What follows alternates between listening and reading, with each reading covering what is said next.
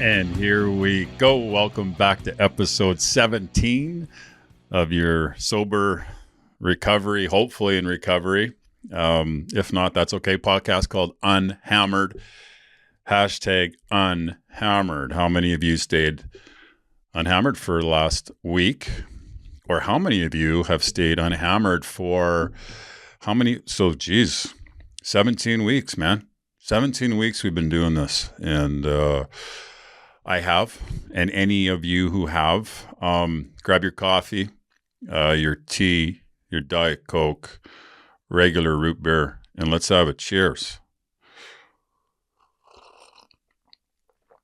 Oh, we got a little diesel in that one today. Anyways, hey, welcome back, and I hope you guys all had an awesome week. And I had a pretty cool week. Yeah, I've been just trying to get ready for the upcoming week, which is a little bit busier than the last one. But hey, guys. So again, if you're not into the God thing or haven't found any higher power or anything like that, any type of faith, that's fine. But we're going to read a prayer for the day. And this prayer today is prayer for the day. I pray that I will find happiness in doing the right thing. I pray that I will find satisfaction in obeying spiritual laws. Okay. Do you guys want to talk about spiritual laws? Any of you believe in that? I do. I believe in it. I don't know. I find as I go along and I get older, I don't really believe in coincidences too much. And you know what that's called is that's called proof. It's called proof. And I have a lot of proof in my life today of how things have changed when I've decided to put down the straw and the bottle. And that was sort of the second step. The first step was to get brutally honest with myself and brutally honest with everybody else in my life. And fuck, that's a tough one, man. You don't want to relay your innermost darkest secrets or the fact that you may be, still in the closet hiding something. And we all got secrets. I mean, as I mentioned, I didn't tell that story about that when I was 10 years old and I got sexually molested by that man, Charlie, until I was 47 years old. Yeah, 47. So how long did I hang on to that? That happened at 37 years. I didn't tell anybody, and I don't know. I assume it had a part to play in the 5 treatment centers I went to. Fuck, a lot of stuff had a part to play in this journey of mine. But well, you know what, man? Let's celebrate some good shit. Let's celebrate some good stuff. And we have a couple messages here of some people that wrote in. Thanks for writing in, everyone.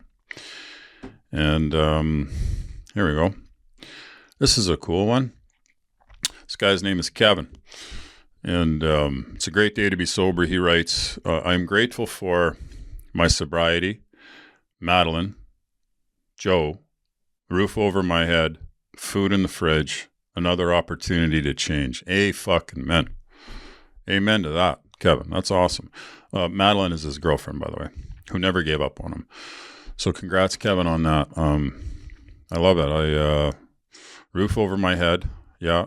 When you're boiling it down to the wants and the needs, I found that when I've tried to stay sober a minute or a day or a week at a time, and believe in the process, that all my needs were met. My wants were, could have a chalkboard and just keep writing on your wants, but my needs were always met. And then some of those things that you sort of said, oh, it'd be cool to have one day. I got those. I got them. But it took a lot of work. It took a lot of work. Okay, here we go. This guy's name is Paulie. Oh, hey, Brantt, just wanted to say great pod this week. Wanted to share that I got to meet my son after 15 and a half years this weekend. Oh boy. My alcoholism and substance abuse took him away when he was a baby. I stayed unhammered for just over 10 and a half years.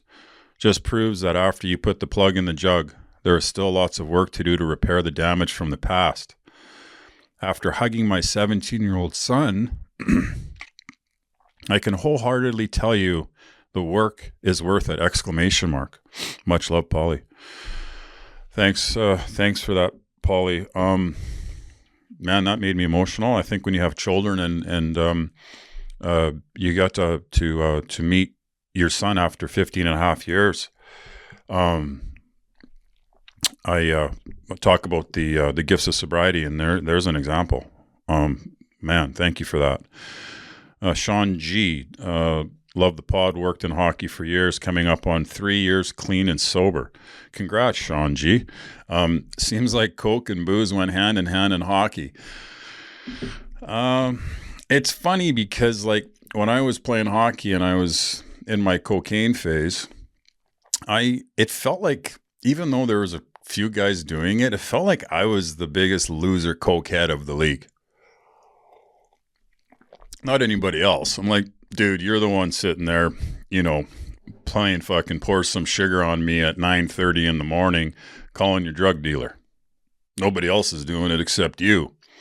Oh, and what, you got to skate at 11? And then you got to get urine tested at 2? Yeah, you do. Yeah. So my head was just pedal to the metal, and I didn't care about anything, and I didn't care about who wrote my checks or nothing like that. I just wanted to listen to Def Leppard and get high. So, oh well. All right, here's another one.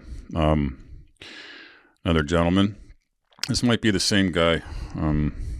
He did 90 and 90, which is important. So when I mentioned before that I went to a meeting every day in my first year, you guys,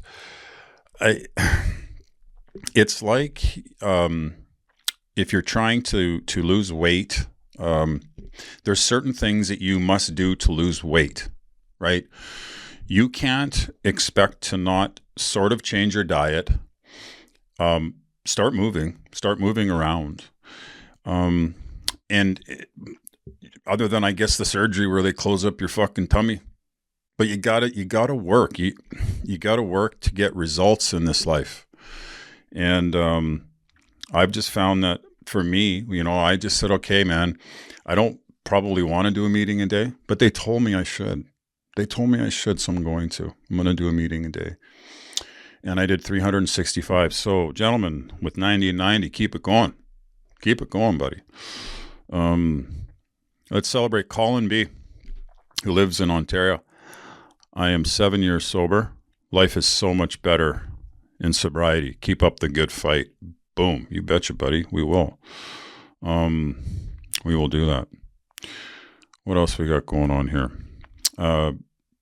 Brennan. Hey, Brantt, good morning. Just wanted to send you a quick note that I'm on day 21, no booze, and unhammered. So congrats on 21 days of being unhammered. Awesome stuff. What else do we got here? Okay. So I wanted to chat with you guys about a couple topics today. So, one is the dark side of like the party culture, right? And, as they say, breaking down the myths, of the party culture, and how people like to glamorize it all.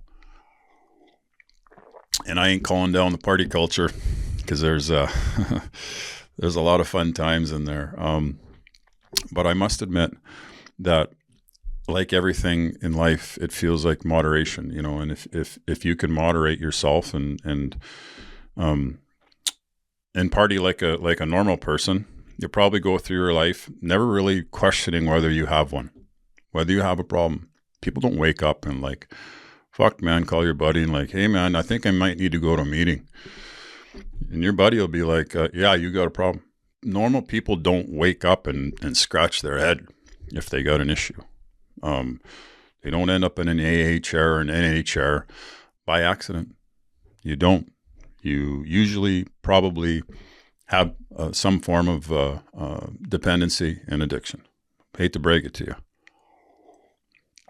But as far as the party culture and what sobriety offers you from that is, I felt like when I was saying yes all the time, I was the yes guy. I was the, yeah, get me another shot. Mizey, you want another one? Yeah, I do. I want another one. I'll fucking pay for it too. Just bring it. But when I said no, when I started to say no to my friends, and I started to say no to the girl that I've been staring at for fucking 3 hours that I want to talk to, when she's saying, come on, let's do a shot. Let's go outside and do a line. And I'd say, no, I'm good. You know, when I was starting to say no, I started to have this feeling that, you know, I never really had, I guess, other than being on the ice, where I sort of felt like invincible. And that's what I was getting in sobriety. I was getting an invincible feeling of, wow, you've actually got some courage for once in your life. You know, you've got some courage here to say no to people. And that's tough. That's tough. I know that society's probably changed a lot since I stopped drinking, you know, back in 2008. I mean, we were talking about it today where back when I was playing or even early retired, like we were going out all the time. We were going out to bars and we were going out to restaurants and lounges and we were drinking all the time and we were trying to, you know, talk to girls and girls talk to guys. Like that's what you did. And so times have changed. It doesn't feel like that atmosphere is as prevalent as it used to be. But anyways, I just felt a sense of courage. What do they say? Strength, courage. Yeah. Progress. And then I also wanted to talk about from having chaos in your life to stuff being calm. And that one really flipped me out because I'm like, you know, I'm just so used to the tornado. I'm so used to the twister, you know, and all of a sudden everything's quiet. Everything's quiet in my life. And I almost felt like I needed to fuck shit up again, you know, because that was the default mechanism, is to self-sabotage. Excuse me, to self-sabotage. And so in the first year when I wasn't going to bed or waking up feeling guilty, and I wasn't lying to anybody, and I wasn't creating wreckage, this calmness that would come over me, it was intimidating because I didn't live in the calmness. I lived in the chaos. And the chaos is what was comfortable for Brantt Myhres. And I got to tell you guys today, it's one of the biggest things for me is that there is no chaos. You know, I'm not perfect. I'm not perfect. Nobody is. I'm going to fuck up. I do all the time. But I guess my fuck ups are different today than they used to be. And the chaos in my life, there really isn't a lot of it, you know, it's not. And that's something that I really admire about sobriety. Guys, remember this? I'm sure you do from last week, the big book of AA and NA. I'm adding that in there. Okay. Are we still on? Guys, we're still on more about alcoholism. I think they felt like it was an important chapter. It is. Okay, we have an example here on page 35 where we left off. And our first example is a friend, and we shall call him Jim. Let's call him Jim. This man has a charming wife and family. He inherited a lucrative automobile agency. He had a commendable World War record. He is a good salesman. Everybody likes him. He's an intelligent man, normal so far as we can see, except for a nervous disposition. Here we go. He did no drinking until he was 35. In a few years, he became so violent when intoxicated that he had to be committed. On leaving the asylum, he came into contact with us. So this guy started drinking at 35, and he was had to go to an asylum. Okay, sounds serious. We told him that we knew of what we knew of alcoholism and the answer we had found. He made a beginning. His family was reassembled, and he began to work as a salesman for the business he had lost through drinking. All went well for a time, but he failed to enlarge his spiritual life. Man, you hear about it in the rooms and in the just everywhere. You hear about it that if you don't somehow grab onto something that's a little bit stronger than you and have some faith in something else, the addiction is just doing push-ups, man, and it's going, I'm gonna fucking get you. Anyways, here we go. To his consternation, can't believe I was able to say that word after grade 9. Right on, Brantt.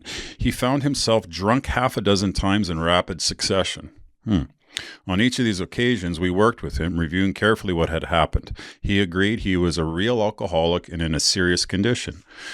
He knew he faced another trip to the asylum if he kept on. Moreover, he would lose his family for whom he had a deep affection. Yet he got drunk again. We asked him to tell us exactly how it happened. This is his story. This is Jim's story. I came to work on Tuesday morning. I remember I felt irritated that I had to be a salesman for a place I once owned. It's like me, man, when I left the NHL and I had to book tee times at a golf course for $16 an hour. We'll keep going. I had a few words with the boss, but nothing serious. Then I decided to drive into the country and see one of my prospects for a car. On the way, I felt hungry, so I stopped at the roadside place where they have a bar.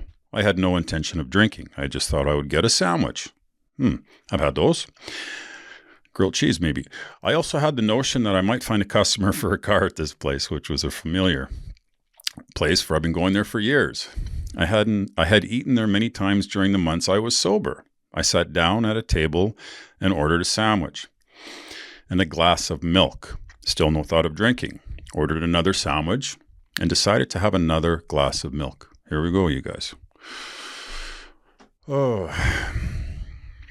Suddenly, the thought crossed my mind that if I were to put an ounce of whiskey in my milk, it couldn't hurt me on a full stomach. I ordered a whiskey and poured it into the milk. I vaguely sensed I was not being any too smart, but felt reassured as I was taking the whiskey on a full stomach. The experiment went so well that I ordered another whiskey and poured it into more milk. That didn't seem to bother me, so I tried another. Thus started the journey back to the asylum for Jim. Wow. Here was the threat of commitment, the loss of family and position. To say nothing of that intense mental and physical suffering, which drinking always caused him. He had much knowledge about himself as an alcoholic, yet all reasons for not drinking were easily pushed aside in favor of the foolish idea that he could take a whiskey and mix it with his milk. Have you guys ever had those insane thoughts? Well, here's the last paragraph. Whatever the precise definition of the word may be, we call this plain insanity. That means you're crazy, folks. Okay? How can such a lack of proportion of the ability to think straight be called anything else? ? Yeah, man. Insanity. And that's where this thing takes you. It's wild. Old Jimbo there couldn't hang on. Okay, everybody. I think that we'll just read a little bit of step 3. What is step 3 here? Made a decision to turn our will and our lives over to the care of God as we understood him. Okay. What do you guys understand about that?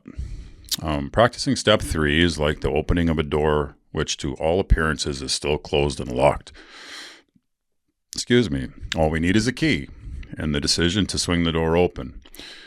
There is only one key, and it is called willingness. Isn't that so true? Don't you need just the window to be cracked just a little bit to help somebody or even help yourself? So willingness is massive. Once unlocked by willingness, it's the only way it gets unlocked. It's the only way that this fucking door gets unlocked, you guys, is for you to be willing. The door opens almost itself, and looking through it, we shall see a pathway beside which is an inscription. It reads, "This is the way to a faith that works." In the first 2 steps, we were engaged in reflection. We saw that we were powerless over alcohol and drugs, but we also perceived that faith of some kind, if only in AA or NA itself, is possible to anyone. So when they say anyone, they mean even you that's listening, that goes, fuck you, Brantt. You're anyone. Doesn't have to be today, though. These conclusions did not require an action. They required only acceptance. So you just had to make a decision, right? You had to accept, which is sort of cool. Oh, let's see. Like all of the remaining steps, step 3 calls for affirmation action. For it is only by action that we can cut away the self-will which has always blocked the entry of God.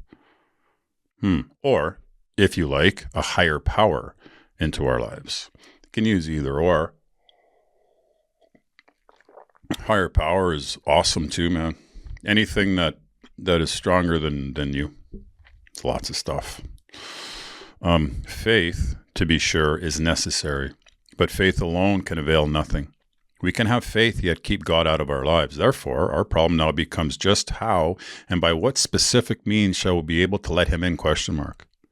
Step 3 represents our first attempt to do this. In fact, the effectiveness of the whole NA and AA program will rest upon how well and earnestly we have tried to come to a decision to turn our will and our lives over to the care of God as we understood him. So that's, whatever your understanding of God is. Man, I really like these readings, everyone, and I hope that you enjoy them too. I don't know. I hated reading. Prior, I hated it. As I mentioned, I've only read a couple books. Excuse me. One was this one here, the blue one. And then I had to edit that one behind my back. So, yeah. Somebody wants to know about an update of the $100,000 reward that I put out. I don't know if it's a referral fee, I'm sorry, on a girl. Had some interesting women reach out to me. And I, again, I'm sort of picky, and there's a couple potential ones in there. But anyways, this one girl says, her first line to me is this, you guys. You ready what she says? She goes, "Where are we going for drinks, ? And I'm going to go, am I fucking reading this right? And then, what? Where are we going for drinks? Have you